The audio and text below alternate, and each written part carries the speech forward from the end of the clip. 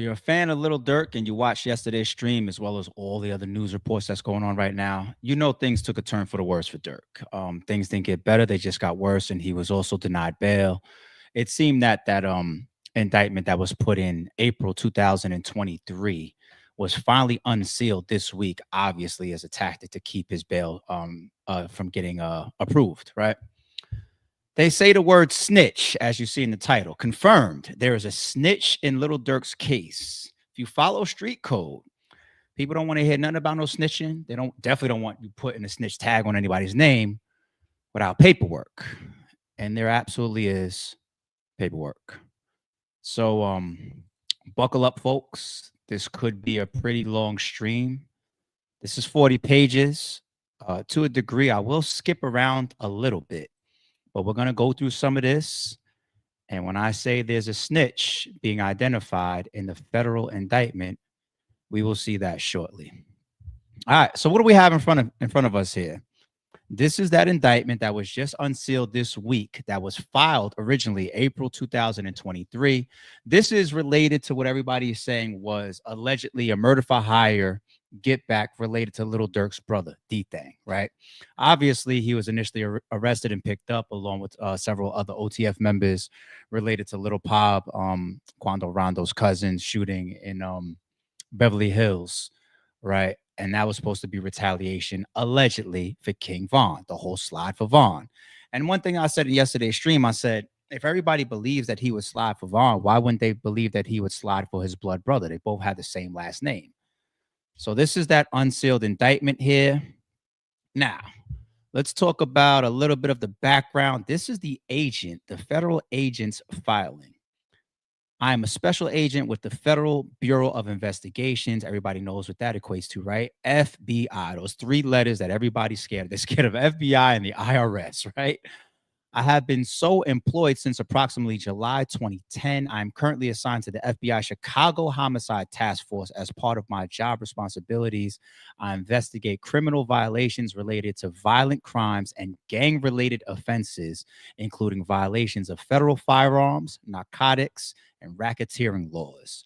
I have been involved with the debriefing of defendants, informants, and witnesses, as well as others who have knowledge concerning gang-related violence in Chicago. I have participated in investigations that have led the issuance of multiple federal search warrants, including warrants to search residences, cell phones, and social media accounts that have yielded evidence concerning federal firearms, narcotics, and racketeering offenses. Quick pit stop there. Y'all see me on this channel. I do a lot of getting at lyrics in court, right? As we go through this paperwork and this indictment right here, it's going to be a very, very, very big reminder that as much as we focus on lyrics, it's a reminder. The social media post, the picture that's in my thumbnail, I didn't just create that. I didn't just take that off of somebody's Instagram.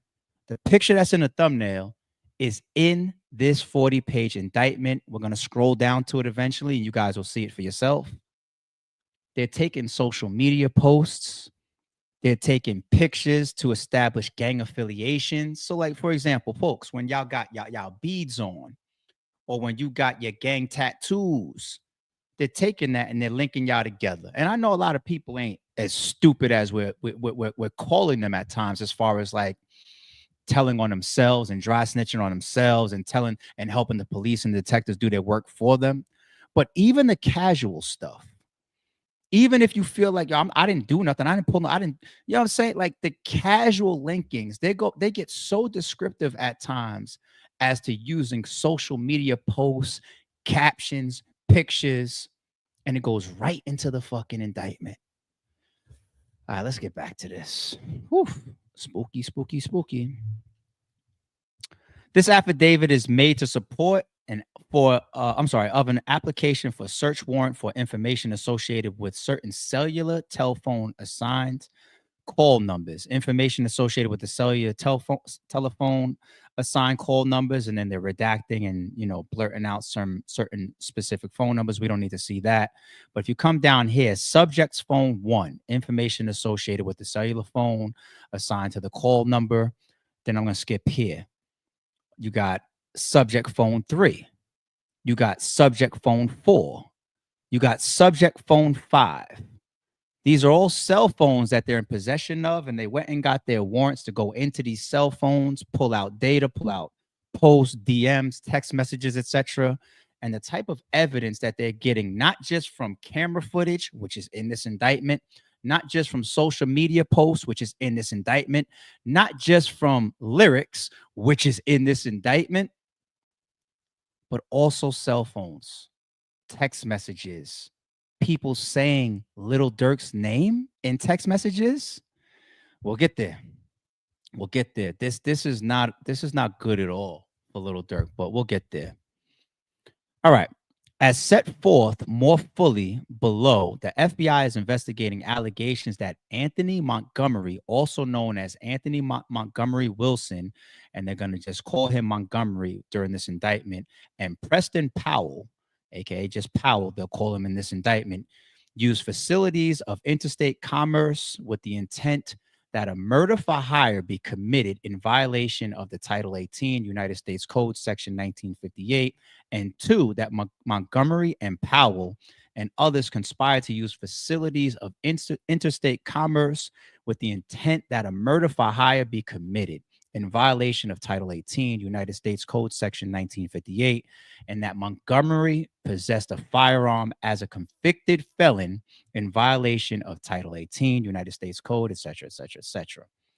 Specifically, the FBI is investigating allegations that Montgomery and Powell murdered Stephen Mack. We spoke about that name, Stephen Mack. That's allegedly somebody that was murdered from the GDs on yesterday's stream. So now they're putting the 2 names and the 2 assailants to this shooting. So Montgomery and Powell murdered Stephen Mack on January 27, 2022 in violation of the laws of state of Illinois. Obviously, we know that that's a violation, right? We're talking about murder here. Let's skip down. The 2 assailants exited from a parked stolen car and began firing at Mack as Mack walked across the parking lot. As the 2 assailants were driving into the parking lot, Powell, using subject phone 3, exchanged several phone calls with the user of subject 4.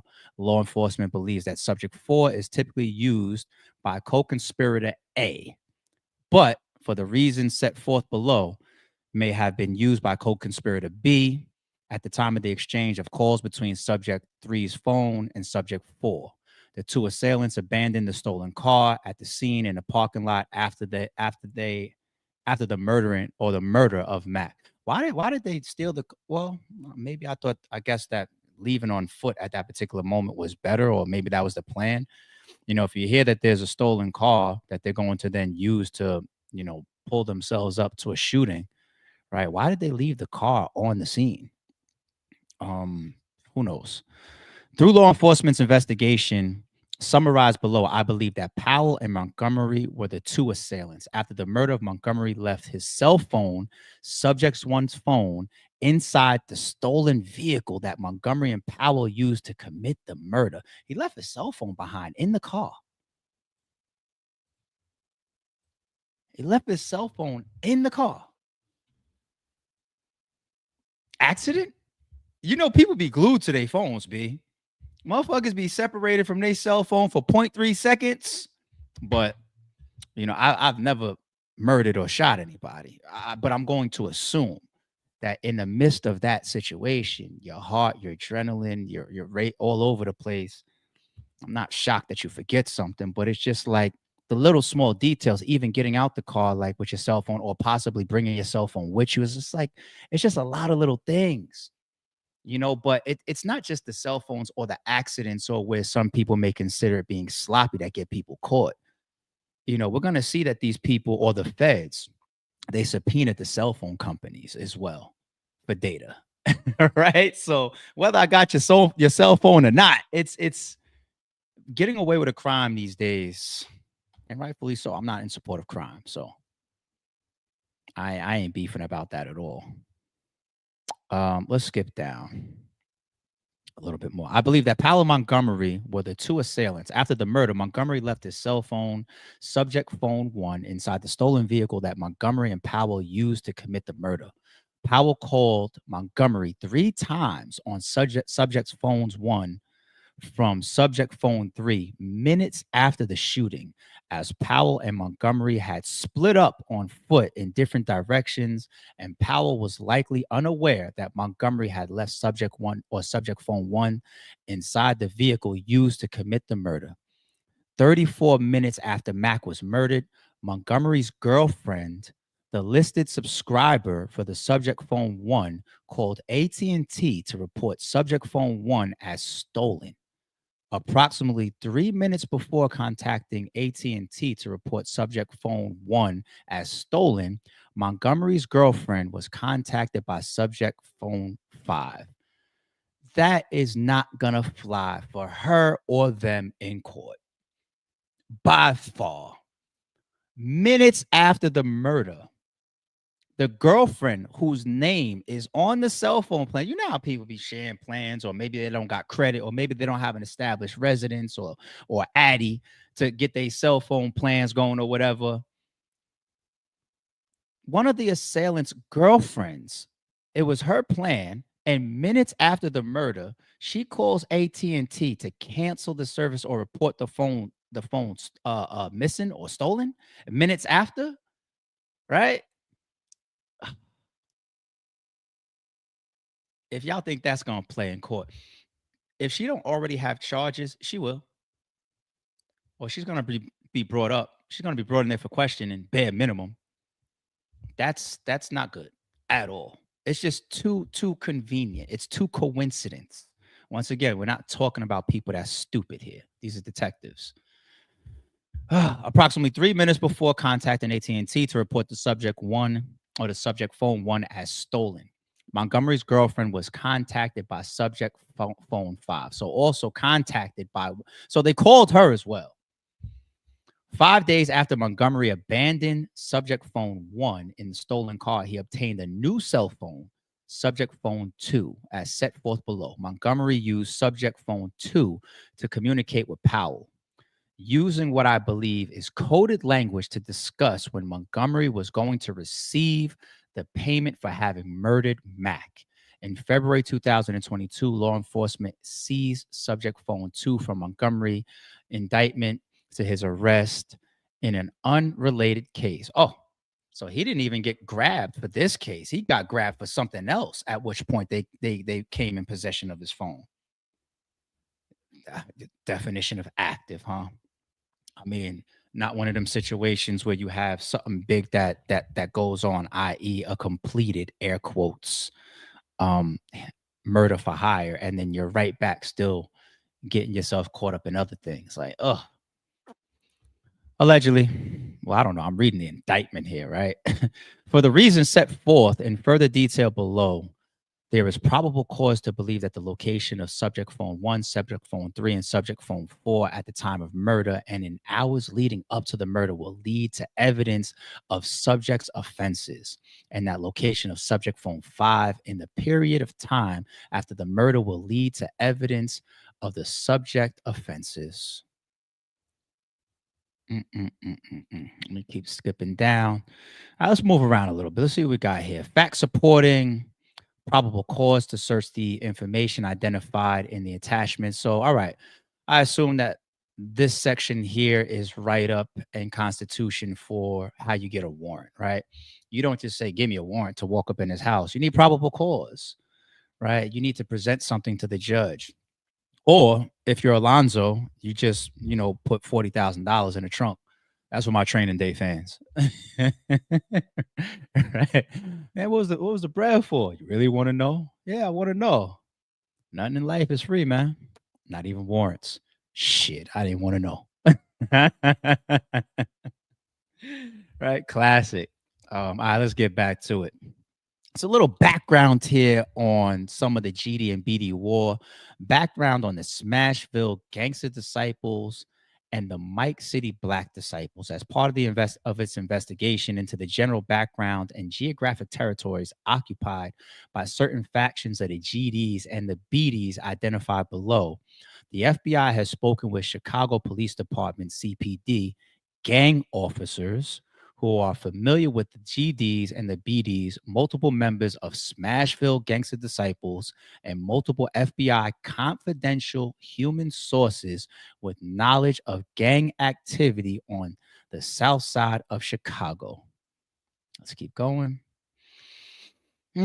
According to Smashville Member 1, the Smashville GDs control territory in the vicinity of 83rd Street to 87th Street and the Ashland Avenue of Damon Avenue. Smashville GDs have been a deadly conflict with neighboring killing or killer war GDs and other neighboring gangs that operate and commit violence in the city of Chicago, including neighboring sets of the BDs. For example, a Chicago Ballistic Information Alert, BIA, firearm report revealed that a firearm recovered from the known Smashville member, that's redacted, matched shell casings recovered from a Mike City BD territory at, and then they give the street address here, in December 24, 2016. They used details going back to 2016. This indictment went in 2023, right? What's that, 4 and 3? So that's 7 years. These items of or pieces of these puzzles and lines that could be drawn between these cases, whether related or unrelated, they don't go anywhere. They don't go anywhere. You know, they investigate your gang in 2023 related to this murder involving allegedly Montgomery and Powell, right, of Mac, right, in this alleged murder for hire. And then they go all the way back to somebody when you're establishing the gang territories and the gang activity and the gang involvement to a shooting and shell casings recovered in 2016. You don't play. Why people keep want to be treating these people like they dumb, stupid, and slow? No. It be the niggas that want to put all this shit on social media and songs that be stupid and on the cameras and whatnot.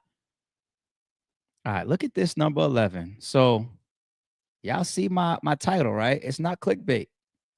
According to the FBI, confidential human source, CHS1, Mike City is a faction of the Black Disciples that controls territory and operates in the area of South 85th Street and South 87th Street, and from Carpenter Street to yada, yada, yada of South Chicago.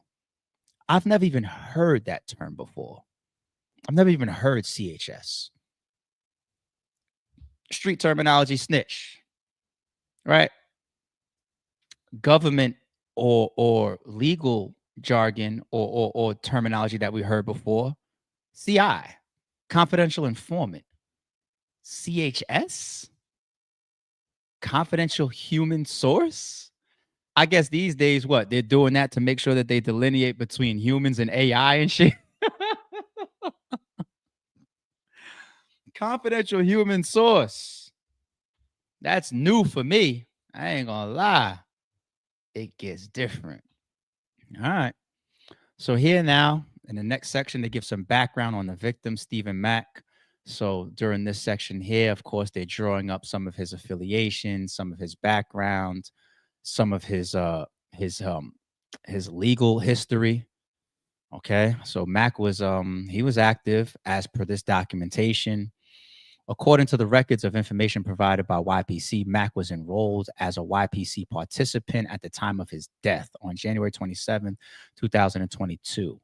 YPC is located at 420 West 111th Street, Chicago, Illinois. YPC is a non-for-profit organization offering youth-related workshops that mentor teens and teach youth the skills necessary to avoid conflict and violence. So I believe that this is where he was actually killed. This is actually where they got the drop on him.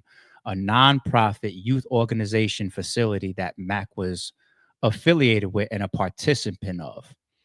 Now, I don't know. I mean, outside of some of what they list above with some of his back legal stuff that he's been in, right, and past convictions or past charges, etc. But just imagine, you know, you're killed coming out of a youth center while trying to do work with children.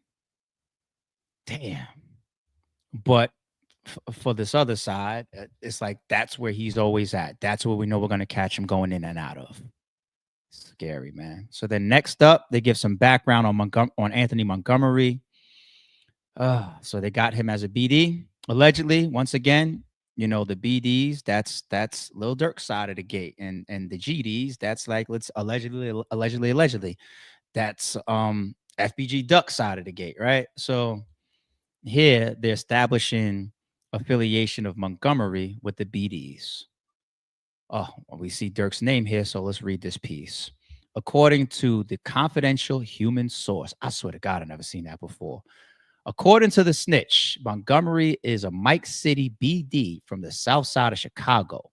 Montgomery, circled in red on the left below, has been pictured with recording artist Dirk Banks, aka Lil Durk, circled in red on the right below, who, according to the snitch, is also a BD from south side of Chicago. And this, folks, is what you see in my thumbnail, taken directly from the indictment paperwork. This, I assume it was either a get together, a hangout, a hood day, or a video, whatever was going on.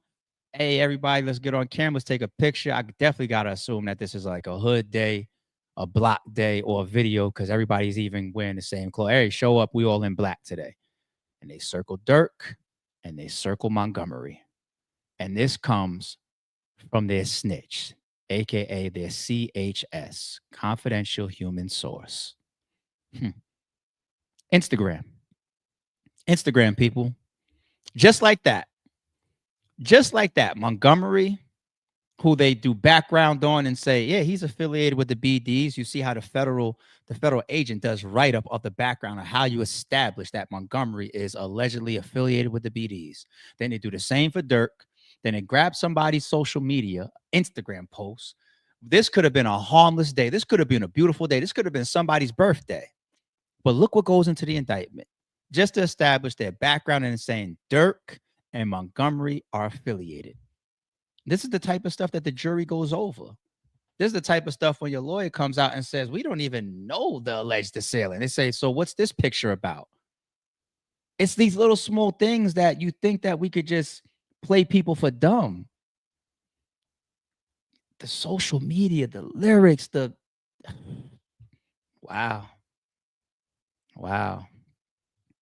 I mean, we all got to be at the point where we say, whether you're rocking your beads, whether you're rocking your rag, whether you're rocking your tats, whether your handshakes, I don't care if you're rubbing your nose or YSL or young or whoever, right? They see post his fucking self, his his clothes out for Young Thug. You can't do this no more. He got the tattoo, what does it say, slat or whatever on his finger. He can't even do that shit no more. Right? They'll violate his fucking probation for wiping his fucking nose. It's crazy. It's crazy. Like y'all have seen this way too much to the point where the only way if I'd be rocking my beads or flaunting my tats or doing public handshakes or wiping my nose or rapping certain lyrics if I knew I was 100% removed from the activities, the street, and those people. At which case, certain people be like, "Oh, you don't even be around. You don't be in the hood. You street say, okay, come back." You know, when I heard that, what it'd be that shit that you get attacked with. He ain't really that. He don't really be with the killers or the wolves. He don't all that shit that he rap. Then people just get you saying that you fake. Why you got the rag? When's the last time you blooded in? When's the last time you came to a hood day? When's the last time you did a hood walk? When's the last time you put some money up for somebody in the hood or took, you know what I mean? You face all of that. But you have to still draw a line somewhere because the continued affiliations pop up in simple, what could be harmless ass Instagram posts into the indictment. Oh, all right. Y'all keep doing what y'all want to do. Y'all keep doing what y'all want to do. According to the snitch, the leader of Mike City, they redacted this name, circled in the red below, has ties to rapper Lil Durk and has been in rap videos with Lil Durk, circled below in the red on the right. Okay, so this is a second picture. Now that's the aha video, right? But let's read this again. According to the snitch, the leader of Mike City, and then they black out the name, circled in red below, has ties to rapper Lil Durk and has been in rap videos with Lil Durk. Circle below in red on the right. And this is the picture that they put into the indictment. This is the aha video. Okay. Now, ARP ain't doing too much. I'm not telling. First of all, I can't be a snitch because I am a civilian, but I'm not doing too much by just bringing this up, right? Because it takes 5 seconds for anybody to do, right? Right? The picture that they put, all you got to do is go play the damn video, look at the shirt, look at the name, look at a scene where Dirk's not wearing the orange hat, and there he goes. It's redacted there in the fucking paperwork and in the indictment, but this video is online, and this video is on Lil Durk's 6.69 million subscribed channel. And look at this shit. The video has 105 million views. 105 million views. And they're placing this guy in the indictment for whatever. These videos, yo, it's crazy. At this point, it's like, don't worry about the internet doing what the internet does. I was just reading the indictment. Let me get off this and go back to the paperwork. Right? Let's go back to the paperwork. I was just skimming before I went live. I said, let me skim this to get a little familiar first. And I skim it. And when I got to this picture that they place in the actual indictment, it's like it's too simple. It's like, all right, there goes Durk. This is the aha. I didn't even need to read nothing else because I know the video. It's a popular ass song. You know what's going around a lot that's been viral ever since Durk got arrested? Wallow giving his speech to all them while they were there, talking about like, man, if you don't let that stuff go, it's gonna drag you. That's when Wallow started crying as he trying to preach to the youngins about letting the King Von death go and letting go of the demons and all that, right? Like, this is all viral. This is all from interviews to music videos to Instagram. If you put in all the clips on social media, if you factor in the 105 million views from the video alone, if you put in the clips from the interview that went viral and all this stuff, I wouldn't be surprised. I'm not exaggerating. I would not be surprised if this video or clips of the affiliations that they're creating in this indictment related to Durk and everybody else in that video don't have at least 1 billion clicks or 1 billion views collectively through social media clips, viral videos, the music, all 1 billion. 1 billion. No doubt in my mind. If you're going to show me that the video itself got 105, clips, 1 billion. Shorts, 1 billion. Yeah. Crazy. Let me come to chat real quick. 1 million of the views, the feds running it back. LOL. It's crazy. Right? That's why I gave my little sarcastic ass intro. Like, I ain't doing too much by pulling the video up because his face isn't blacked out in the video, right? Because it's 1 billion fucking views already. No exaggeration. It's fucking nuts. Insane. According to CPD reports, Powell has spent time living at, well, they're giving his address there and all that. Okay, some more background on Powell. Carpenter Street. More background on Powell. Background on Durk Banks, a.k.a. Lil Durk. All right, let's go to this. Durk Banks, a.k.a. Lil Durk, is a famous rapper from South Side of Chicago. According to the snitch, you guys saw my title, right? Who thought I was clickbaiting, y'all? Did y'all think I was clickbaiting, y'all? Do we need to read it again? Durk Banks, a.k.a. Lil Durk, is a famous rapper from the South Side of Chicago, according to the CHS. Once again, for anybody that missed that earlier, That's confidential human source. I guess we're done calling people snitches and CIs. Right? Some new shit. Conversations with CPD gang officers who are familiar with the BD's social media postings, public source research, and a review of Lil Durk's lyrics. They just put it all together right there. Familiar with the gangs, familiar with the environment, familiar with the lyrics, familiar with the social media. The only thing that wasn't in this sentence right here was the cell phones from earlier, right? They just put it all there, one fucking sentence while they're describing banks. Crazy.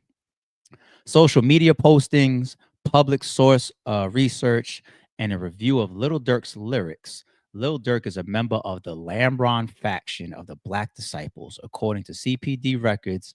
Lil Durk's brother, Dante Banks Jr., aka D-Thang, was shot and killed outside of a nightclub in Harvey, Illinois in June 2021. The confidential human source, the snitch, has reported that Lil Durk was and still is offering money for people to kill those responsible for his brother's murder, and more specifically, offering to pay money for the GDs that is killed. The snitch, the confidential human source, has also indicated that D-Thang was killed by members of Dump Street. According to the snitch, Dump Street is a GD faction of the South Side of Chicago. According to the snitch, Dump Street member Individual A was a close associate of Mac. According to law enforcement records, Individual A is currently pretrial in pretrial custody for allegedly having committed a double murder that took place in the Country Club Hills of Illinois. That's something totally separate. Totally separate. Sheesh. That's why Chief Keef left. He said, y'all could have it. It's too much. Too much. Stephen Mack's murder, or Stephen. According to records information provided by YPC, Mack arrived at the YPC approximately 12:07 p.m. on January 27, 2022. Based on video surveillance footage provided by YPC, approximately, and they went and subpoenaed them cameras, got the camera footage, got all of that. 2:22 p.m. while Mack was still inside YPC, a 2014 black Chrysler sedan with tinted windows, a Chrysler carrying the shooters, drove into YPC's parking lot. The Chrysler was initially parked on the east side of the parking lot facing YPC. At approximately 2:25 p.m., the Chrysler moved to the west side of the lot facing eastward. The shooters remained in the Chrysler for approximately 40 minutes, apparently waiting for Mack to leave YPC. They call that laying. Based on video surveillance footage provided by YPC, Mack exited YPC and began walking across the parking lot at approximately 2:59 p.m. As he walked towards his car, two masked individuals emerged from the Chrysler, one from the driver's side door, shooter A, and the other from the front passenger door, shooter B.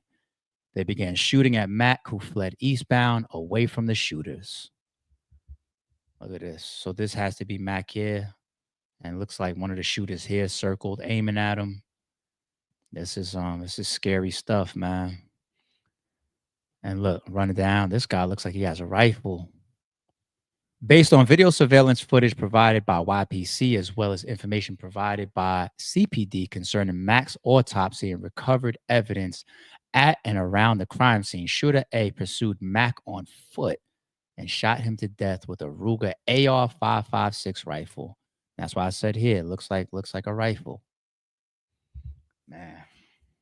So ran him down.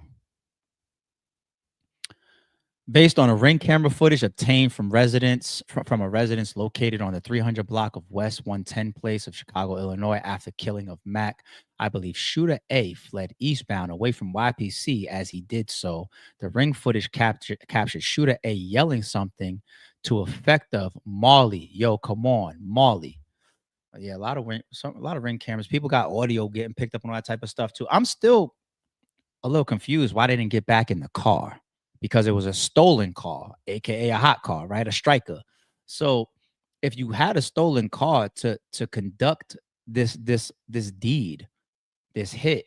Why didn't you get back into it? But didn't matter because regardless of the cameras on the YPC, as you guys are running on foot or walking away on foot or jogging away on foot, they're just gonna get the directions that you left the YPC from, and then they're gonna start going to all these houses. Yo, I need some ring footage. Yo, I need this. Yo, I need that.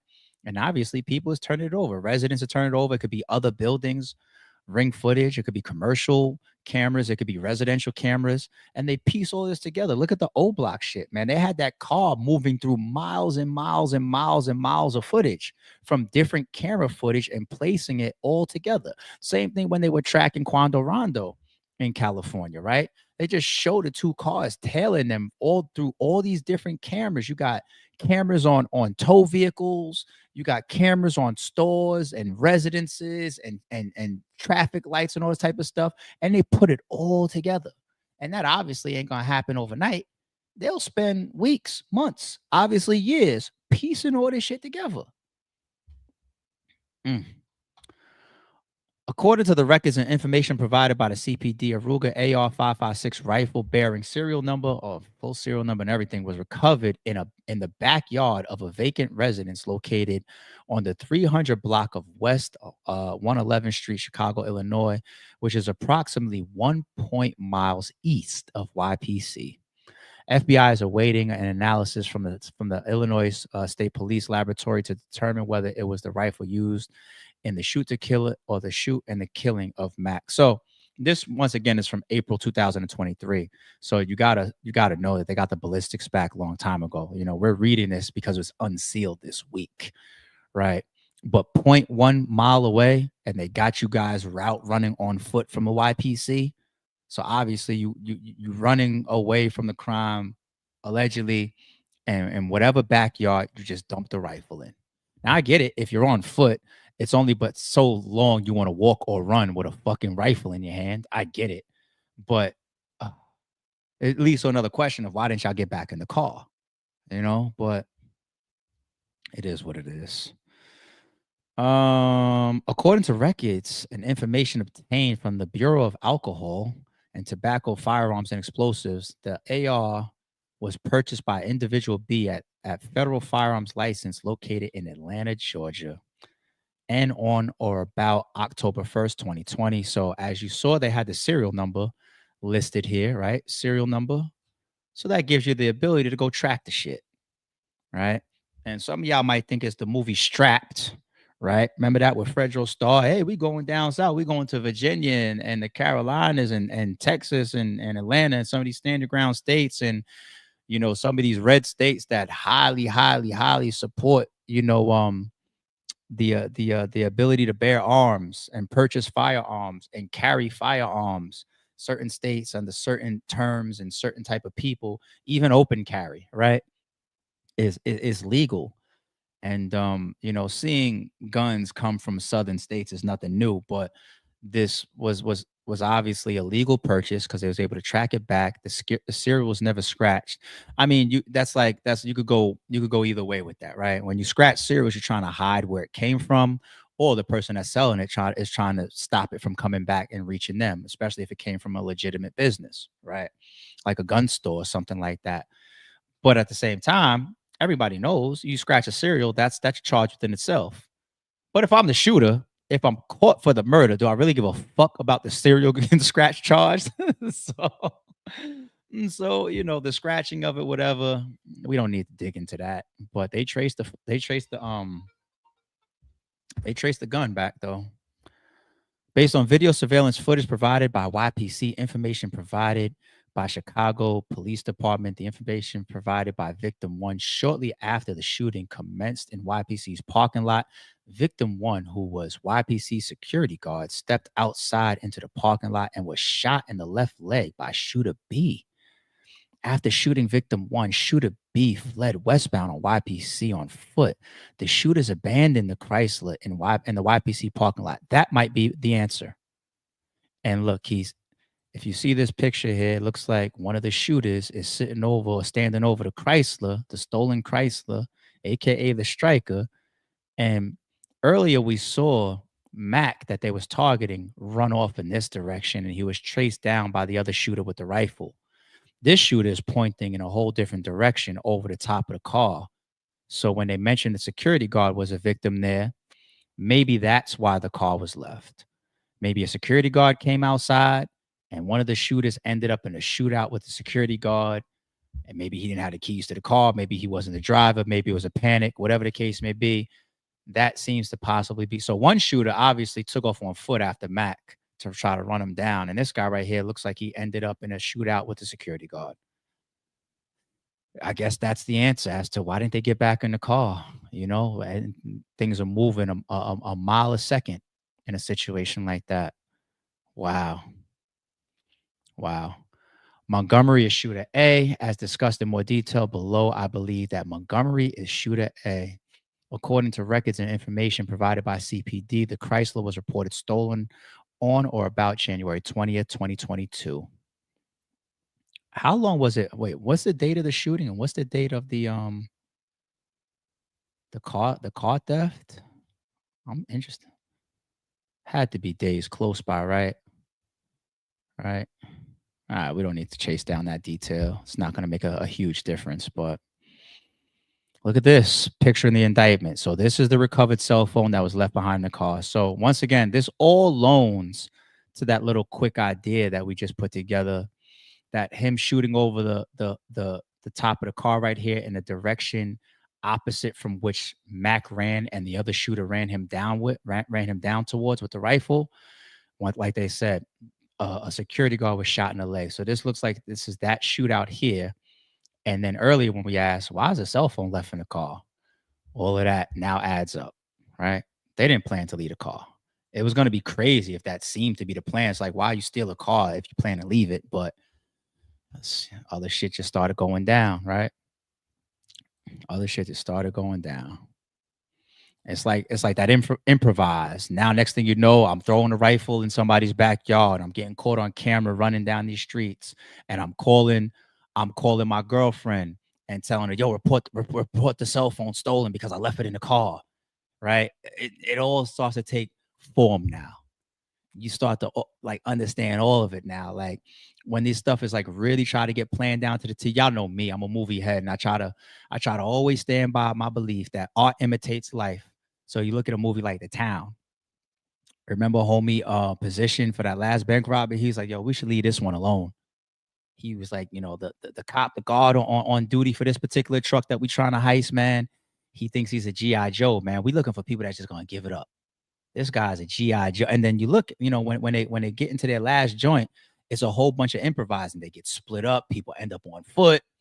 You know what I'm saying? Cars get left behind, phones get left behind, or you're on different new cameras now, you're on different route, all this type of stuff. Not everything goes like the movie Heat, like the first shit where it's just like 30 seconds. And even in that scene, they had to improvise, right? Wild ass dude, but that was a little trigger happy, shot one of the guards and made them improvise and say, damn. So if we got one murder here, we might as well just kill the rest of the witnesses. They never planned to kill anybody.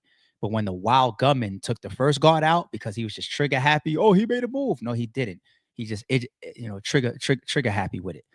They looked at each other real quick and said, "God, might as well kill everybody else." And that's when Pacino came on the scene as a detective. He said everything was moving like this, like this.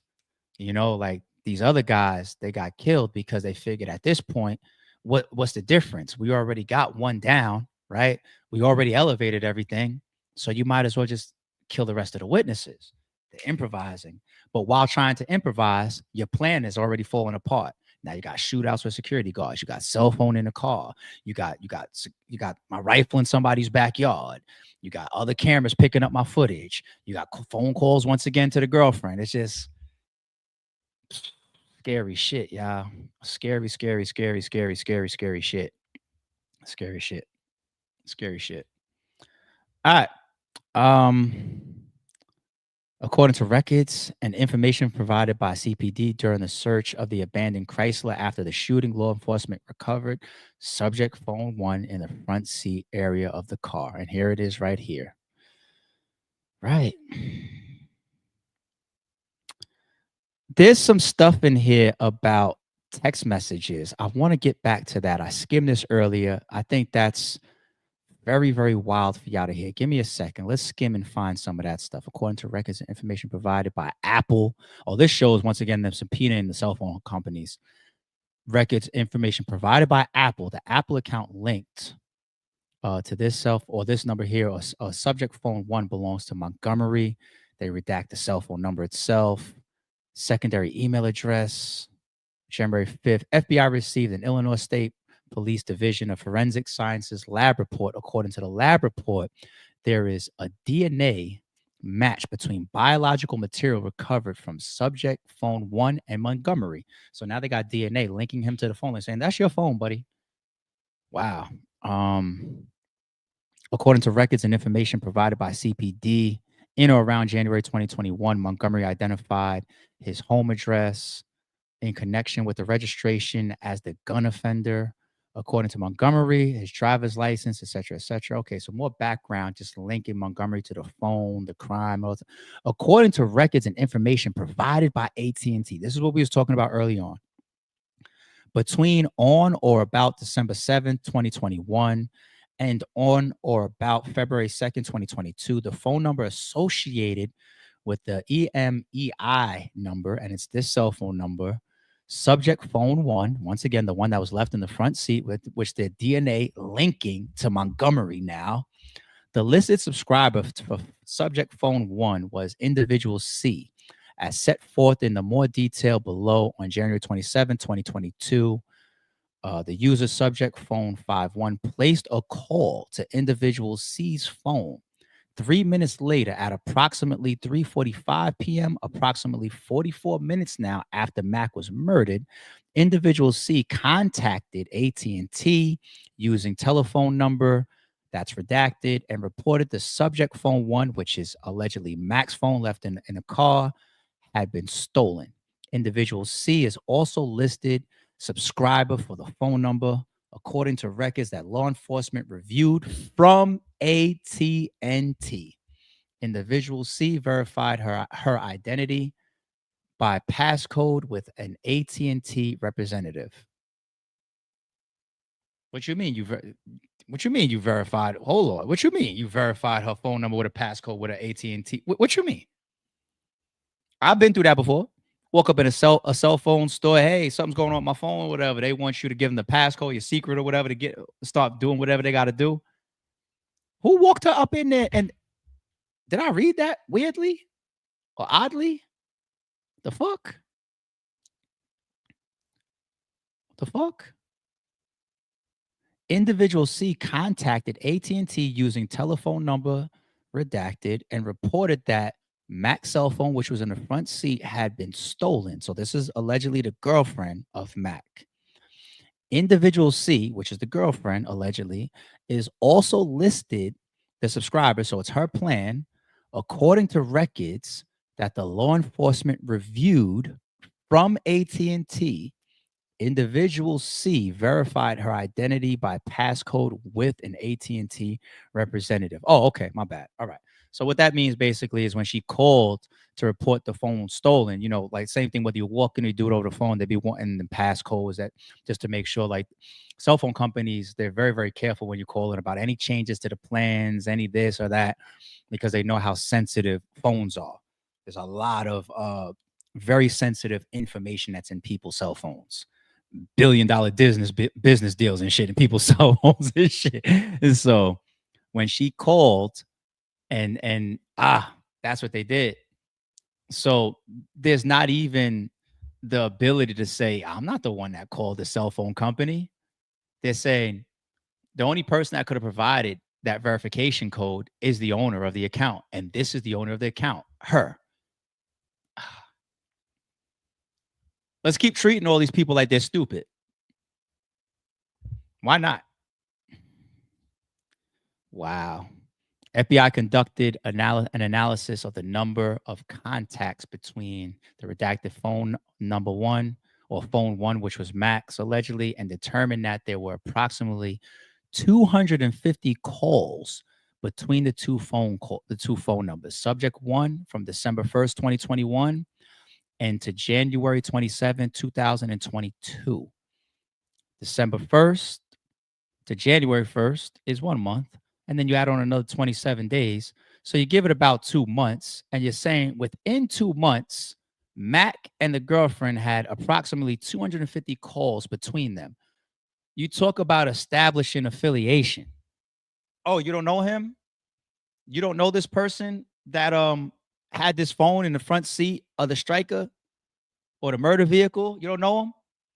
So why we got you over the last 2 months calling each other 250 times?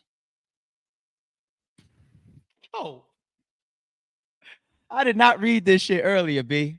We just going through this together right now. This is fucking insane. Wow. On or about April 26, 2022, law enforcement interviewed individual C during the interview, interview.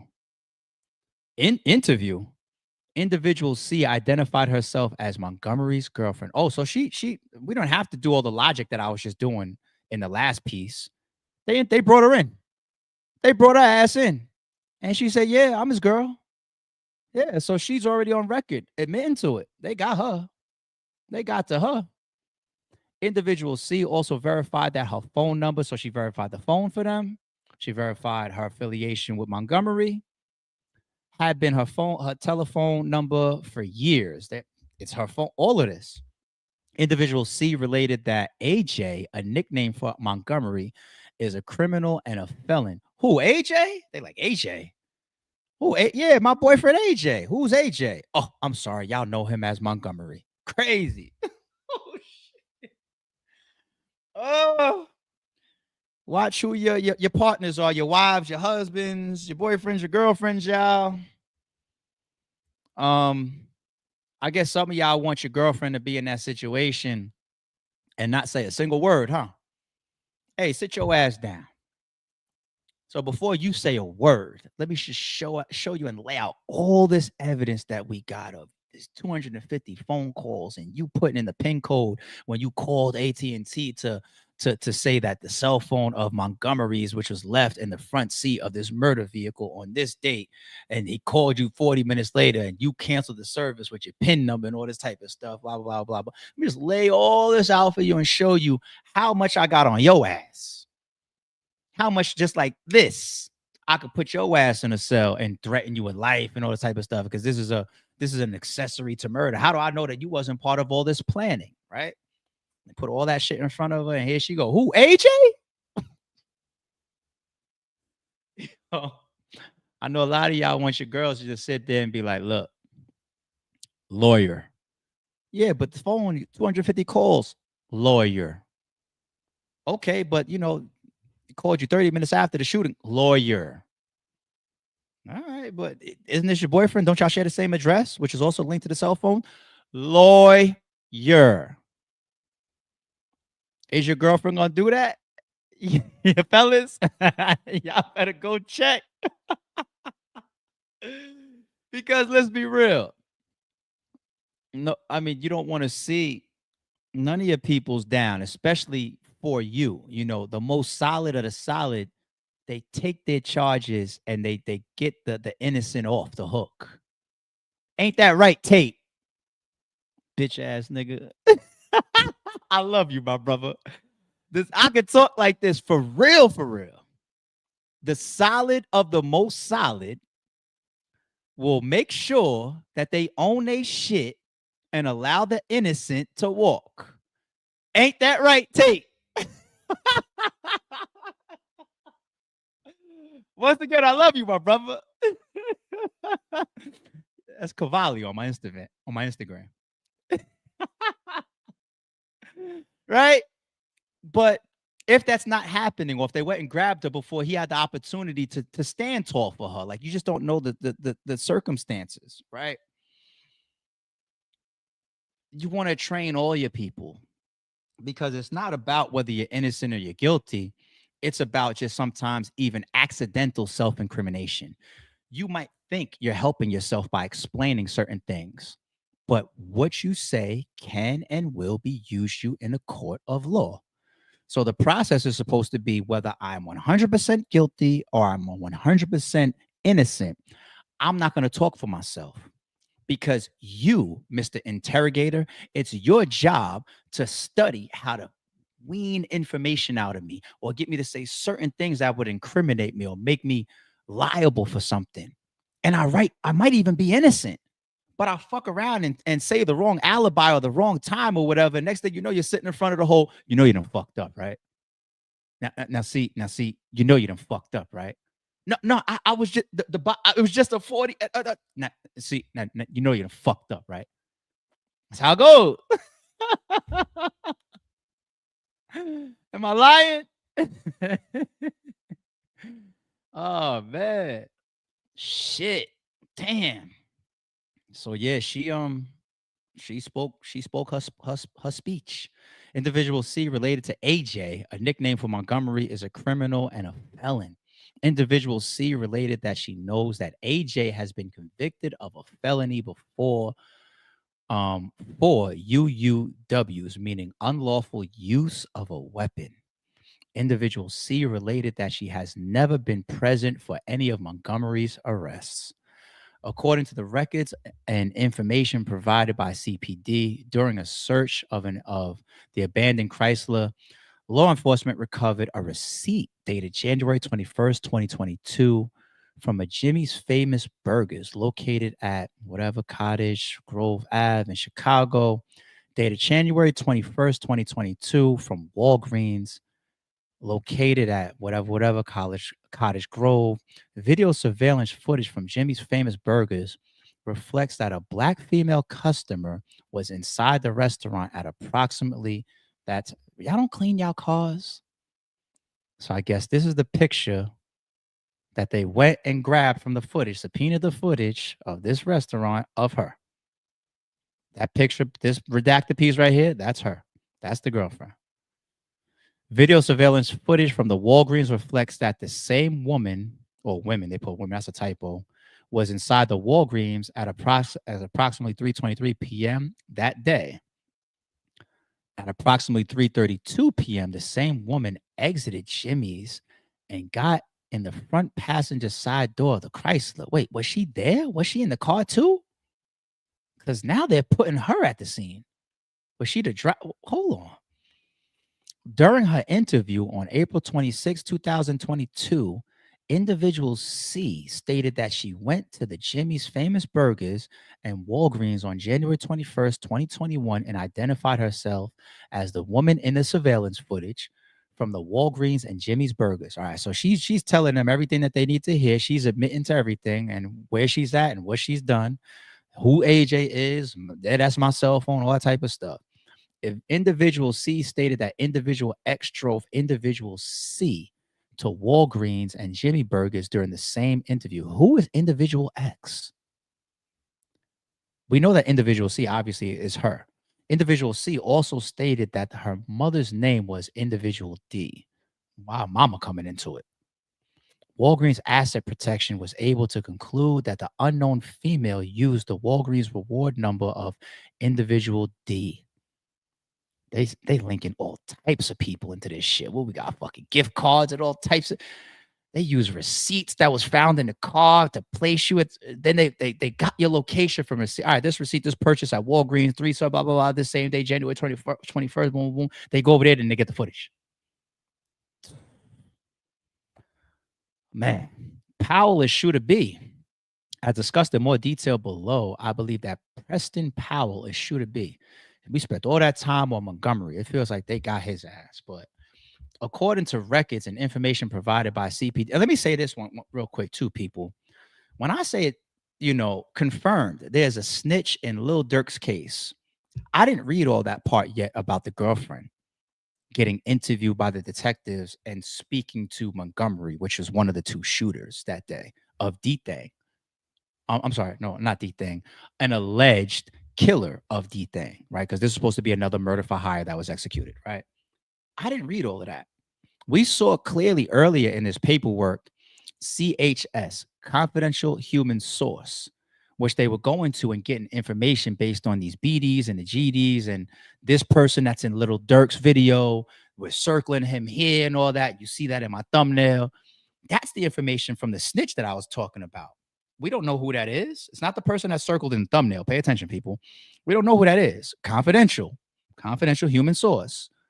I wasn't calling hers. I didn't read all of this yet, but she's obviously by street code snitching. By street definition, you're you're assisting the authorities, right? And I didn't even read this before, right? They got a lot of stuff going on. Oh. According to records and information provided by the CPD, a white plastic cup, which had the words rise and grind written on it, was recovered in the front seat area of the Chrysler.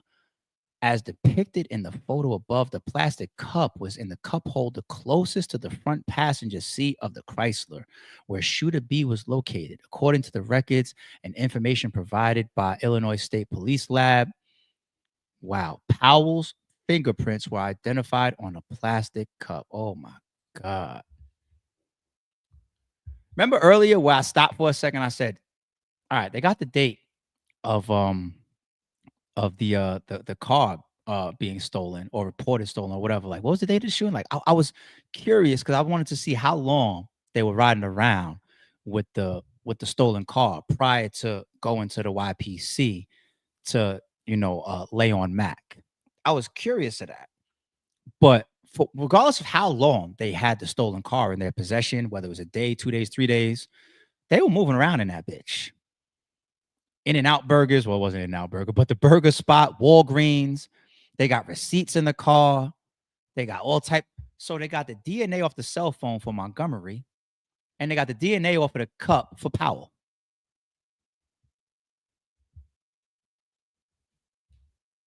Don't do that, Misha. I believe in the whole equation, Durk is the most solid. I don't think he will ever tell or cooperate. But sheesh, when we said let's buckle up for this stream because we got a lot to go through, a lot of this is new to me as I'm reading it. When you talk about me saying that I do reactions, I promise you this is this is a real legitimate reaction because I didn't read all of this detail. I just skimmed this and said, let's cut the camera on. Let's get into Sorry It's True podcast mode. DNA cup, DNA cell phone, Montgomery, Powell, girlfriend this, cell phone, cameras, rifle, five of this, shootout with the security. I didn't know that we was going to read a fucking movie. I did not know that. According to the back to here goes our snitch again. According to the confidential human source, I'm saying out the acronym for anybody that missed early on in the stream because once again I only heard of a snitch or a CI before, a confidential informant. CHS is new for me. According to the snitch, Powell uses the name JB Marley or Marley, which is the same name for Shooter A, yelled out minutes after the murder of Mac as depicted on Ring camera footage. We read that earlier.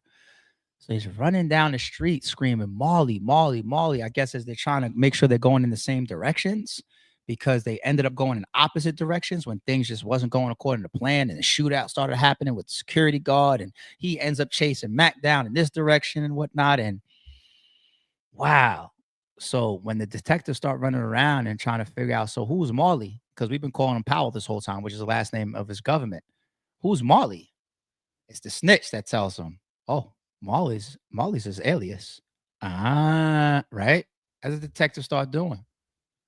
Wow. This title says there is a snitch in Lil Durk's case. It's supposed to be plural, people. Snitch is. Wow. According to the record that law enforcement reviewed from AT&T Subject 1's phone, that's Mac's phone, received 3 incoming calls from Subject 3 on January 27, 2022.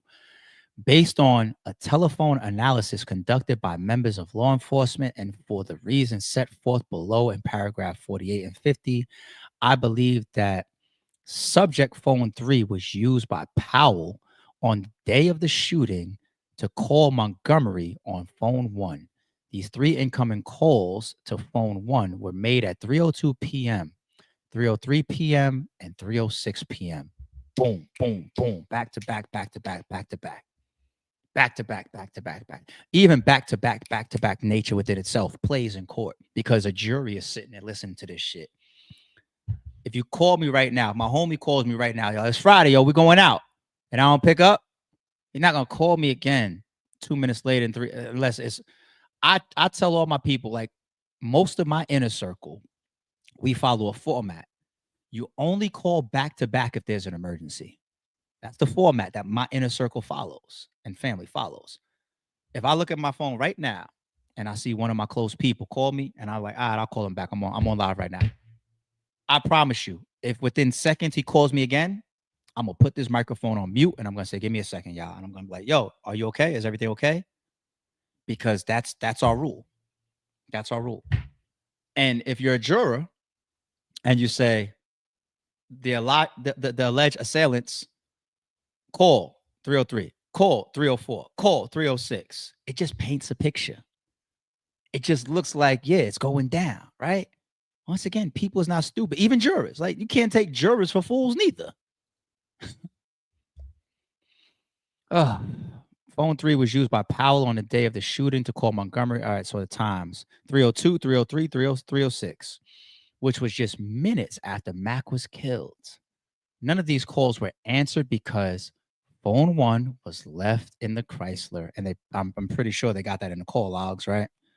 According to the records that law enforcement reviewed from Sprint T-Mobile, subject 3's phone is registered to individual E at redacted address, which is the same address that was listed as Powell's home address when Powell was arrested by CPD on or about May 8, 2021. So they got him linked to the address from a different situation.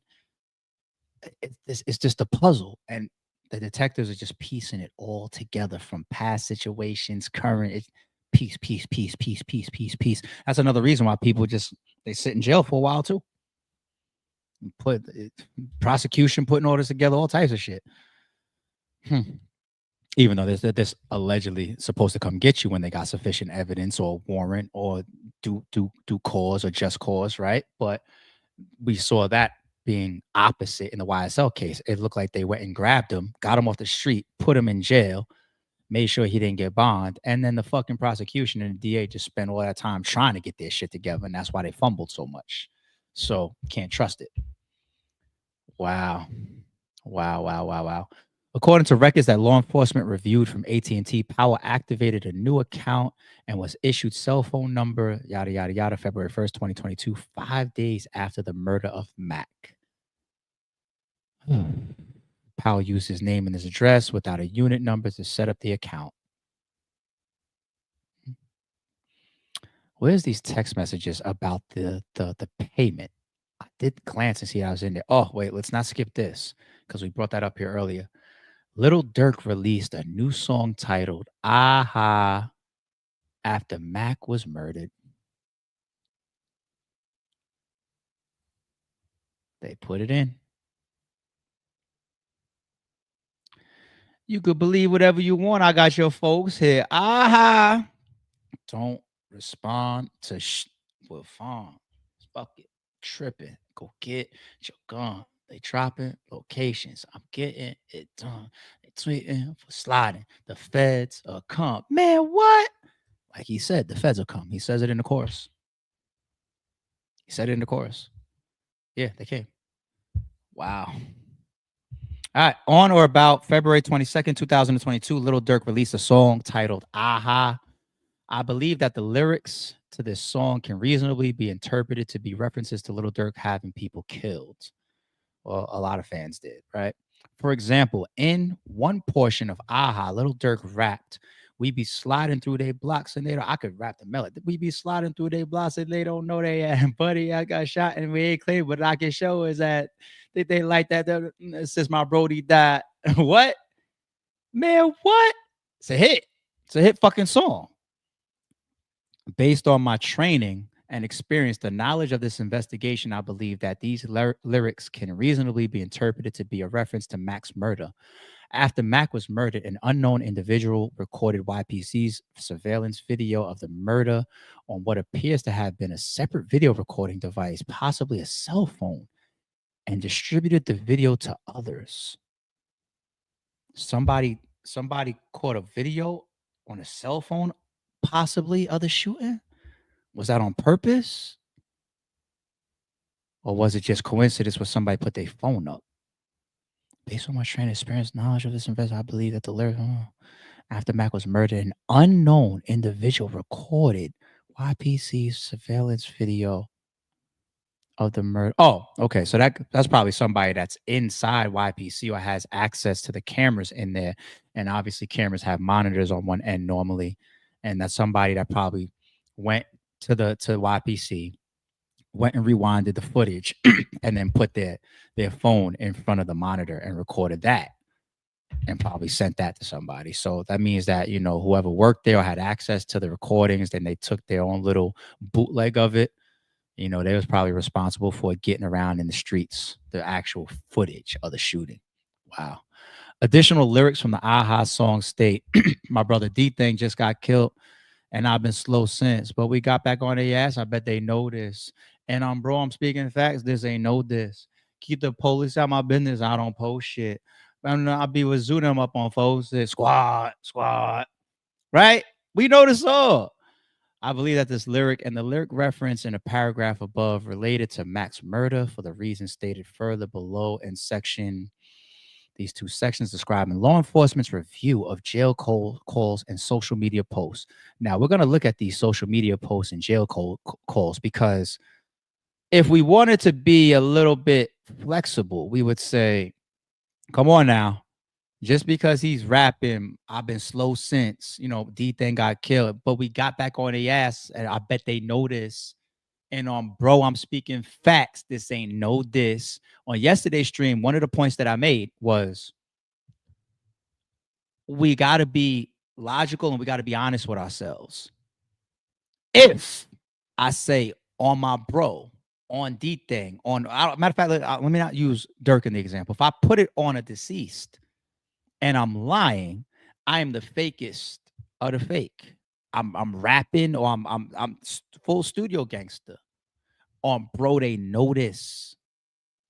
He said, been slow ever since D Thing died, but we got back on their ass. I bet they notice. Bro, they notice. So you're putting it on your brother that, allegedly, that's like, how else do we interpret the lyrics? Now, a good lawyer could try to spin those lyrics in any way. If I was a lawyer, I would, right? So we would say if we were being flexible, that's not enough. Song Aha, ain't enough. We ain't doing that. It's just lyrics. Could be interpreted a million ways. I didn't say Montgomery and Powell and Mac in the lyrics. I was just rapping. So let's see what else they got going on now when you're talking about text messages and other posts and whatnot. Because we be thinking that these detectives and the feds be coming with frivolous shit. That's what we be thinking. We be talking like, oh, so we see the clips that go around on the internet. All right. So the initial indictment when they first grabbed Durk, right, was the lyrics of Green Light Go, and we say that ain't enough. He could beat that. He got $1 million lawyers and all that. The feds come to the table, and that's all they got. Hello, wake up, Marty McFly, wake up. Hello.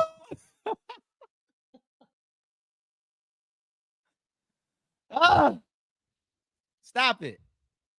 That's us being naive and stupid, right? And that's us also just being fans of Durk, like, oh man, yeah, you good. We trying to think positive for him. The feds. That's all they got, right? Come on, man. Come on, man. We reading this shit. We like, shit, they got all types of shit going on. Montgomery and Powell may have exchanged text messages concerning payment for Mac's murder using subject phone 2. This is where we get into the murder for hire. On or about February 19, 2022, Montgomery was arrested by the Illinois State Police after fleeing from a stolen vehicle. According to the records I reviewed from the New Lenox Police Department, Montgomery's cell phone was inventoried by the Illinois State Police when Montgomery was arrested. The phone recovered from Montgomery was an Apple iPhone 12 Pro with telephone number, yada, yada, yada. Subject phone 2. AT&T records for subject phone 2 revealed that the device used the call number, yada, yada, yada, and was activated, okay, yada, yada, yada, on the individual AT&T's account, which was 6 days after Mac was killed. Okay, so he's on a new phone now. So now let's see what he starts texting and talking about. On or about March 3rd, 2022, a detective from the New Lenox Police Department applied for a search warrant for subject two's phone in the circuit court of Will County. On the same day, the circuit court of Will County issued a search warrant for subject two's phone, case number, yada, yada, yada. During the execution of this search warrant, a subject phone two, law enforcement discovered a series of text messages exchanged between the user's subject phone two, Powell phone two, saved as contact and phone. Oh, he's wait.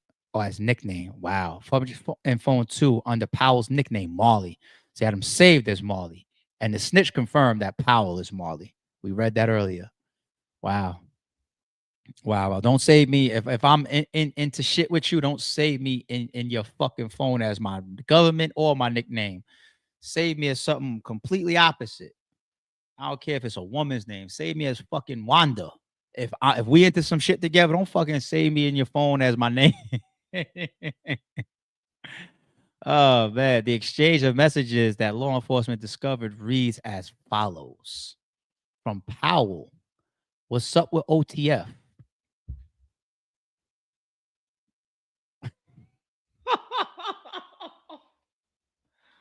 Really? As much as they put in, they gonna link and they already have OT shit. Even in his civil suit from Mama Duck, Little Durk, going after money that he increased the sales and all that type of stuff after her son FBG Duck was murdered, right? It's also at OTF as a label, right? So there's already all these links with Little Durk and OTF, and that's nothing that nobody's trying to deny. When Zoo went live the other day, I was just paying attention. I was like, oh, he's still wearing his OTF chain, right? You notice that?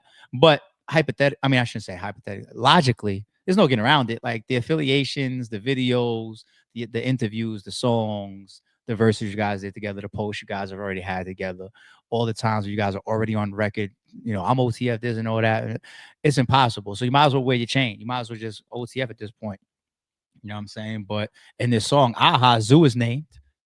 Zoo is named by Dirk, right? So it's just like all these people need to be on thin ice right now. Like, all of them, everybody, right? But anyway, he texts them, "What's up with OTF?" Powell replies, "Nothing." From Powell, subject, "What do you mean they not paying?" Wow. Phone to Powell. So uh Montgomery back to Powell. "We waiting. He comes up here on the 17th."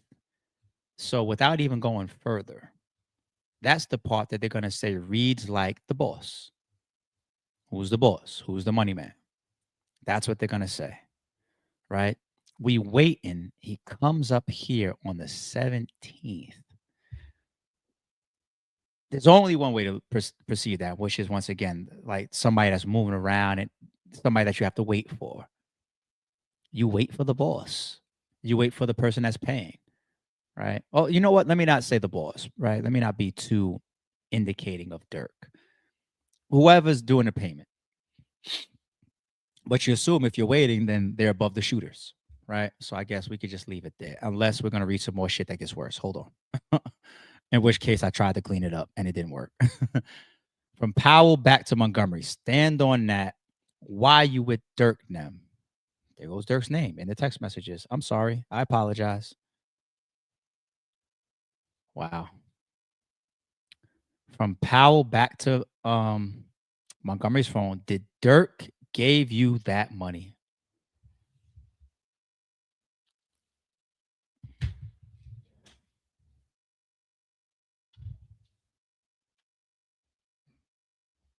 Man, what? You said what?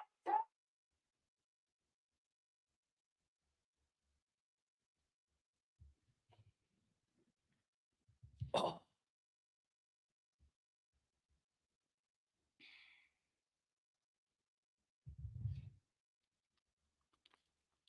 Man, like, comment, and subscribe. I'm up here reading a 40-page indictment for y'all.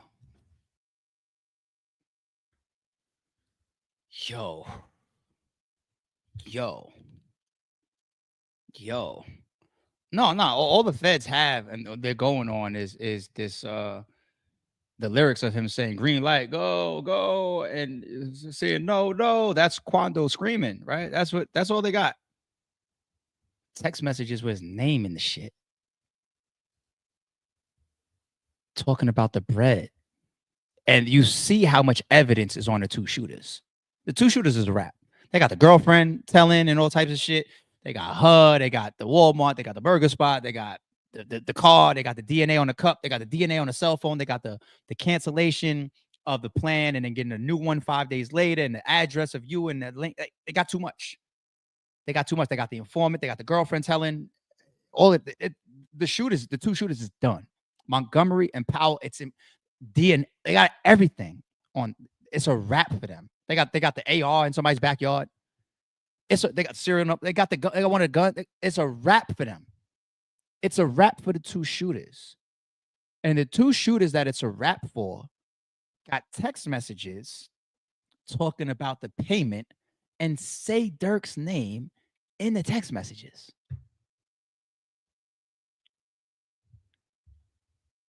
We ain't lying, okay? What? A lot. Like, I, I damn near want to say it's not even a lot. It's like all they need. It's fucking insane. It's fucking insane. Did Durk gave you that money? Even with the typos, the detective put it in there. This exchange of messages began 14 days after Mac was murdered. Based on my training and experience and knowledge of this investigation today, I believe when the user of Powell Phone 2 asked the user of Subject Phone 2, what's up with OTF, that the two were discussing Lil Durk and his affiliates. Based on open source research and my conversations with the CHS, the snitch, I know that Lil Durk's record label is named OTF. Well, you didn't need the snitch to tell you that, buddy. Just go pull up YouTube. Commonly referred to as OTF. Based on my review of social media postings and music videos released by members signed to Lil Durk's label, including Lil Durk, I know that members of OTF commonly have tattoos or other paraphernalia, right, displaying OTF. And you got a picture of Durk wearing a big old OTF sweater. And then, of course, the big old OTF medallion. And then they got the tattoo on his hand, OTF. Here comes my Johnny Cochran lawyer. What do you mean sweater? That was just a sponsor. He got paid to wear the sweater. What do you mean the chain? Once again, sponsor paid him to put that on. You know, he's getting paid for this. Tattoo, it's getting a little tougher to defend now. And I'm just overreaching because I'm just being sarcastic. Like, the way that they're linking all this stuff together, it's a very hard argument for the best of the best lawyers in the world. I gotta assume that's not an easy argument, B. Wow. When the users of Subject Phone 2 and Powell iPhone 2 exchanged the message, nothing, and what do you mean they not paying? The user of Subject Phone 2 was indicating they had not yet been paid when the user of Subject Phone 2 wrote nothing, prompting the user of Powell's Phone 2 to question whether there was an issue with them being paid for Mac's murder. When the user of Subject Phone 2 wrote, "We waiting," he comes up here on the 17th. The user of Subject Phone 2 was indicating that he was awaiting Durk to come into town on February 17th to pay them for having murdered Mac. Now, how do you still continue to draw that conclusion? When the user of Powell iPhone 2 phone wrote on February 17th, stand on that while you did with Durk and them, to the user of Subject 2, the user Powell was telling the user of Subject Phone 2 to insist on getting paid when he saw Lil Durk on February 17th. The next day, when the user of Powell's Phone 2 did Durk gave you that money, to the user of Subject 2's phone, and Powell was asking the user of the second phone had gotten paid by Lil Durk for the two having murdered Mac. Notably, I reviewed the Facebook page for the user with public display name, that's redacted, on February of 2022. Based on open source research, I know that Little Durk was interviewed on the yada yada yada podcast. I promise y'all that does not say sorry it's true under there. Podcast in February 2022. On February 18th, 2022, the user of Facebook page with the display name redacted made the following post claiming to have been in the interview with Little Durk. This post appears to be made after the AHA video was shot. And in the post, the user of the Facebook page with display name redacted wrote, among other things, pound or hashtag OTF. Based on my review of the music video AHA, the video appears to have been filmed in Chicago, according to the snitch, the CHS again. The Facebook page with the display name redacted belongs to this person redacted. So the snitch is involved in the location of this video. Was this being done in Chicago? Lucky that Wallow and Gilly didn't have to go get subpoenaed behind this because they were the ones doing the interview. Oh, duh. What am I reading redacted for? They redacted the podcast name. Duh, that's $1 million worth of game. We know the interview. It's Gilly and Wallow doing this interview on this day, and they used the day because they all came and brought $1 million with them for the video and everything, and shot the AHA video while they was all together doing the damn podcast. So as much as I feel like that earlier, it's the same thing where they redacted a dude's face in the picture that they put in the indictment, but you go to the 10 plus million view. Oh no, not 10 plus. It was 100 plus million view video of AHA, and his face is right there. Same thing with this indictment. And redacting the podcast, and I'm reading that like I don't know what that is. Y'all see, this is true, real, in the moment reaction because the video, no, that's Gilly and Wallow shit. Duh, the fuck, damn. But luckily, once again, they didn't have to go after Gilly and Wallow and bring them in and start questioning them and subpoena them and all that type, put them on the stand and all type of shit. So, what did you see while the shooting of this video and you guys did this podcast? And was it in Chicago? Because you know certain guests, right? Certain guests, the podcast traveled to them. This is how it goes. You just saw that with DJ Vlad and Quando Rondo and Lil Tim. He traveled to them for it. Right? Like Vlad got his studios, I think one in New York and maybe one in Cali or LA or something like that, right? Those are the primary locations where he shoots his interviews. But there's a certain exclusive content you will go to the person. And I think here with Gilly and Wallow being in Chicago, that allowed Little Durk to get all his local friends and be like, all right, yo, come shoot it here. We're going to pull up. We're going to do the podcast. We're going to have this little bring $1 million with me because the name of the podcast is $1 million worth of game.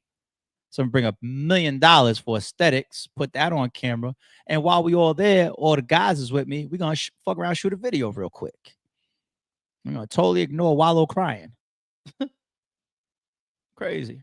Sorry, it's true. On May 5th, 2022, a former employee one of YPC was interviewed by the law enforcement. So this is somebody, it's probably just a civilian.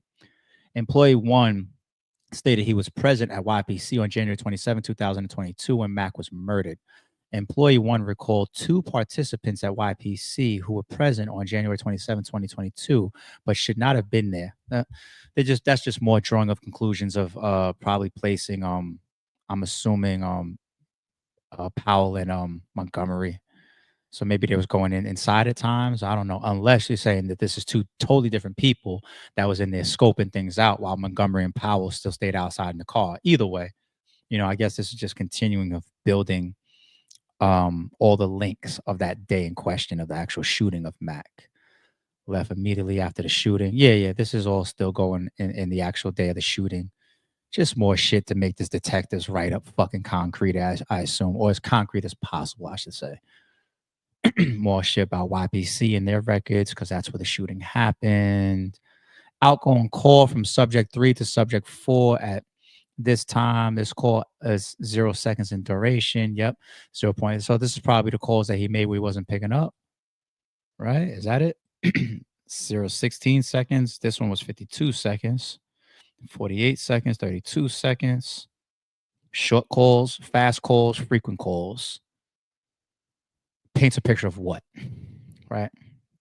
Stated above, the Chrysler carrier Montgomery and Powell arrived at the YPC. Yeah, more YPC stuff, further just implicating Montgomery and Powell and how much they are fucked. The user subject phone contacted individual C prior to individual C reporting subject phone stolen. That's more including the girlfriend and the whole AT&T stuff. Essentially an insurance affiliate. Yeah, we got all that. We got through all of that already. The phones, duration of these calls. Let me just skim the rest of this, people, just to make sure that the last major piece was that involving the text messages of Dirk and the podcast and all type of stuff. Wait, what is this right here? They got another social media post.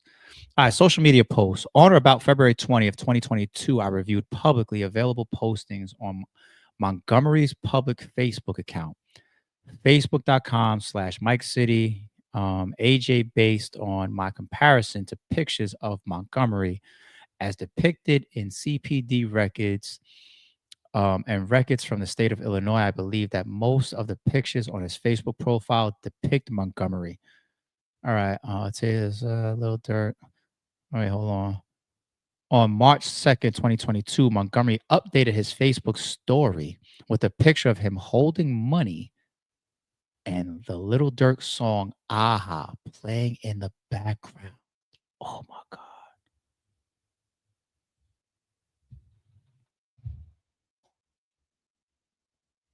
I thought we were just skimming. I thought we was done with all the major pieces of this indictment. Did y'all see that? Did that click for y'all, what I just read? Did that click for y'all? So they put together earlier the text messages between Montgomery and Powell talking about payment. And, oh, don't worry, he comes up here on the 17th. Well, make sure you get that when you see him, blah, blah, blah. After that, fast forward. This is why they established the location of Chicago of the podcast, and they established the podcast and the date of the podcast and his Facebook page, and even these story update times. And what does he do? What is the detective is obviously stating here at this point, he was paid. And not only was he paid all this cash right here in the picture, the caption says, "We be sliding through they blocks and they don't know we have." And the background song is Aha. You just want the jurors, the judge, and the prosecution and the fans and the internet to play stupid at this point. At this point, you just want us all to say, all this shit laid out in front of us, I don't mean nothing. It's just all coincidences. That's what you want us to do at this point. You want us to look in the mirror and be like, oh, that ain't me. No, it's you. It's the mirror. Like, the fuck? The fuck? You posted that with that caption and that money and that song after he even established, like, yeah, all these pictures, this is really Montgomery. This is really his page. He established all of this shit. I ain't gonna lie. The same way we be studying damn near some of these lawyers. Oh, Alex Spiro, Jay-Z's lawyer, and Young Thug's lawyer, and Johnny Cochran. Some of these fucking I'm about to go back to the top of this shit and see if these detectives. He put together this 40 pages and had this investigation going for God knows how long. He got confidential informants. He went and got footage here and footage there and spoke to this person and interviewed Montgomery's girlfriend and did this and that. He put all this shit together, and then here comes the indictment, writes it all up and says, here you go. That's my job. That's what I do 365. That's what I do for a living. Think these guys ain't good at what they do. Okay. Okay. I believe them. Based on my experience investigating violent crimes and their links to social media, I believe Montgomery made the above Facebook post to brag and take credit for the murder of Mac. I also believe, based on my training and experience, Montgomery is playing Little Durk's music and holding a large amount of cash to brag about the fact that he was paid by Little Durk to kill Mac. Just when I think we're going to skim, there'd be more haymakers in here. So let me not skim. Let me see what this jail cell review shit is about. Hold on. Jail call review. Throughout this investigation, law enforcement officers have been monitoring jail calls of Montgomery and individual I, an individual that law enforcement believes is an associate of Montgomery based on, among other things, individual I having made 12 phone calls from the Cook County Jail to subject phone 1 from January 1st, 2022 through January 25th, 2022. So this is somebody else now that they're bringing in that's already down serving time, but speaking with Montgomery. Hmm. Montgomery is currently in the custody of Cook County Jail as a result of being arrested after fleeing from a stolen vehicle as described above.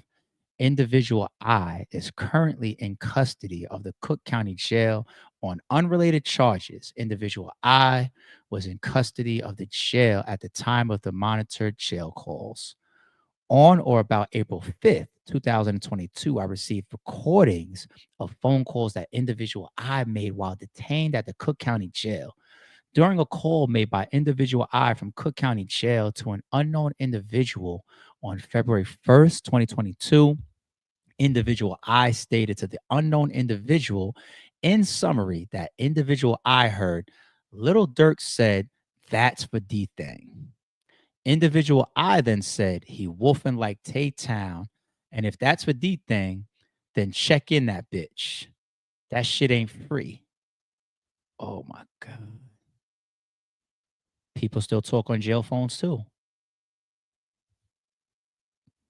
Wow. You ever get a jail call, people? The first thing they tell you that's being recorded. People still,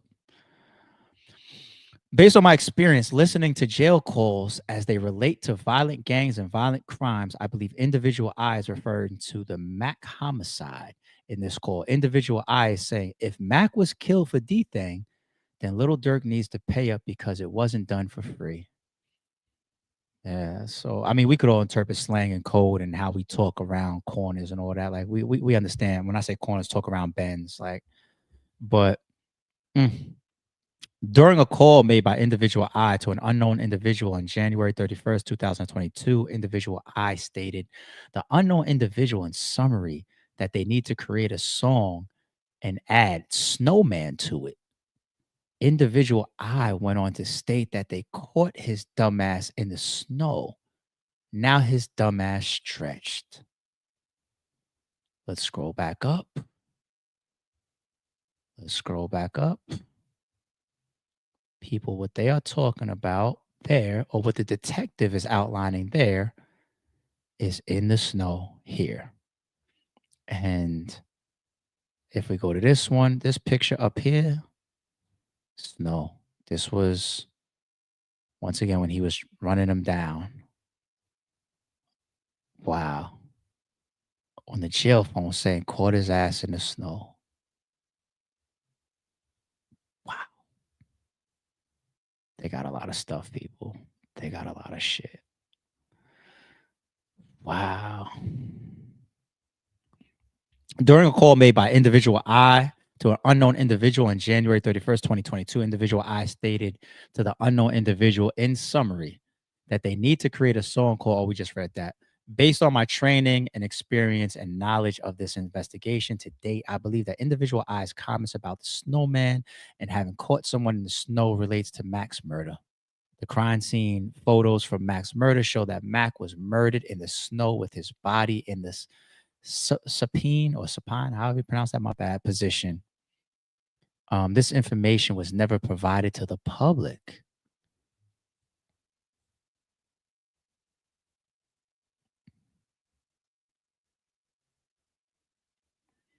If it's never broadcast or made public of Mac's position and how he looks, or his final moments, who would know that? Who would know what it looks like?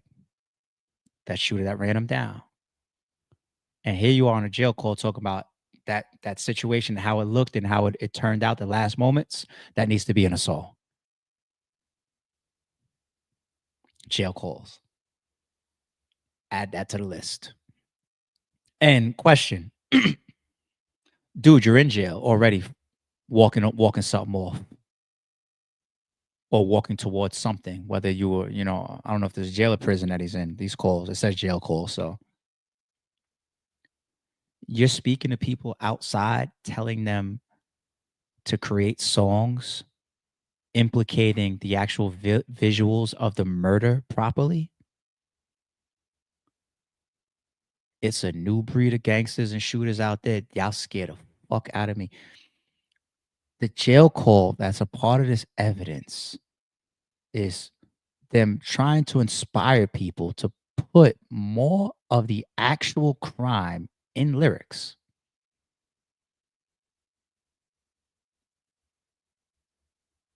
And y'all want people to get behind the vote of no lyrics in court. How is that ever going to get passed when they got people that get on jail calls and say, yo, the way that only we know how he died and how he looked in the snow, go ahead and tell folk them to put that in a song and call it Snowman.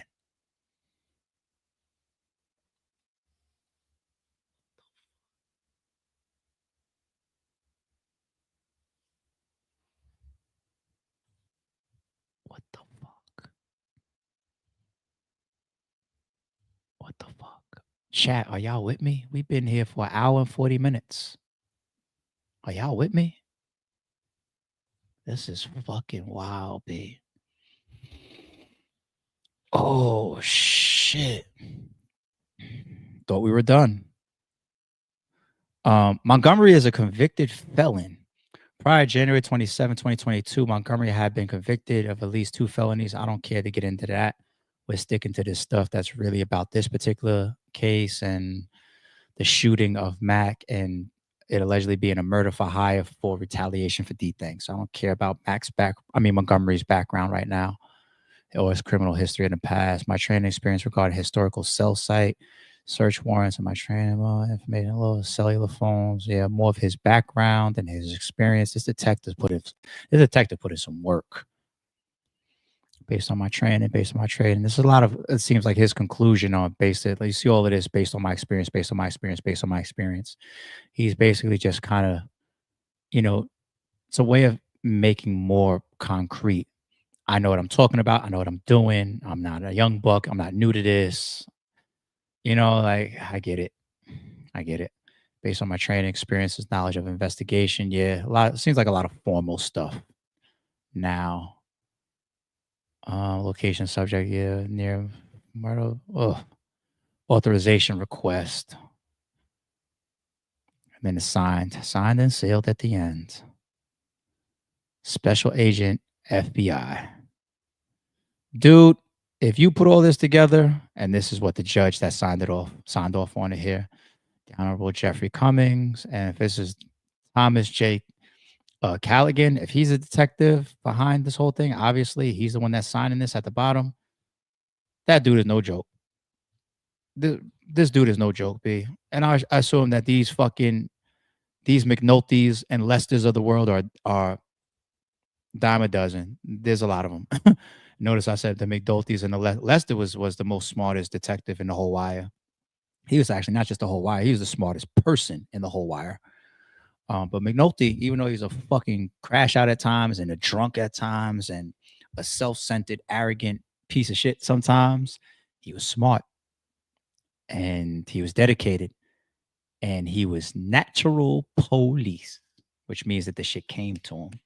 You know what I'm saying? I think y'all be having these images in your head of these detectives of being these guys that don't know our culture, our streets, our areas, our neighborhoods, and just walk around like, what is that? Who is that? What does that slang word mean? No, no. And even if they do get to those areas, every time they said, what was it, CPD, right? That was like the gang unit. Like they have experts, those same experts come into court as well. The gang experts and whatnot. They do all the decoding. They do the slang interpretation for the jury and the jurors and all that. And that read, y'all. So this is the longest read I've ever done for a criminal case. Normally, what we've done on this channel is we've stuck to just the articles and summary, and then I just give my reaction and my topics on top of that. This time, being able to mix in my topics and my reactions to the actual indictment paperwork. The reason why I'm going to do this more often and more common now with you folks is because it's so night and day of the amount of details that's in these indictments. So much that when we all go to these different podcasts and media outlets and articles and we get these little summaries, we don't know about the details of the girlfriend getting interviewed and the jail call about, yo, make a song with snowman referenced in it, and the receipt in the car from Walmart, and the DNA on a cup, and the DNA on a cell phone, and the 3 seconds in between every call that was missed, and why they split up. I'm like, none of that is in any of these articles that posted about Little Durk being linked to a second alleged murder for hire, allegedly in retaliation for his brother D thing. None of these articles say that. Only the indictment has all this shit. And that's why it was 40 fucking pages. And it just tells me that we gotta read those more. And it's unfortunate because thank you. Thank you, Tato Mills. I appreciate that. It's unfortunate because reading the indictment, I just got to be real, man. It gives me that feeling like, yo, Dirk is. I mean, Montgomery and Powell are done. There's nothing to talk about with them. But this shit makes me feel like I shouldn't say Dirk is cooked, right? We've seen what good arguments, good legal teams can do. I don't want to just jump out the window and say Dirk is cooked, but he's facing way more than I thought he was. Way, way, way, way more than I thought he was. When we see these little clips and these quick summary blogs go around, and I'm a victim of that too, and we just talk about the aha quick lyrics or the green light go, and that's all we talking about. Details like what we just went through for the last hour and 45 minutes, it's like, fuck. Man, what is this? Let me come and chat real quick. This goes to show you what they rap about in their songs is 50-50. Yeah, y'all knocking people off, but y'all not moving how they say they are moving. There's a lot going on, people. That was a wild read. That was a wild read. Jay says Dirk is going to need Brian Steele, Johnny Cochran, Joe Proctor, and David McLean to beat this case. And look, that's the vibe after we read all those details. Wow. We wasn't saying that yesterday when we did a stream about Dirk catching this second, right? We wasn't saying this yesterday. Wow. And what's crazy about that last one that we went through, it's not just the self-snitching. They expose that there's several informants in here, right? Some named and some unnamed. CHSs, confidential human sources, right? And then you also got people they're doing it on accident. You got these jail calls and shit. Like,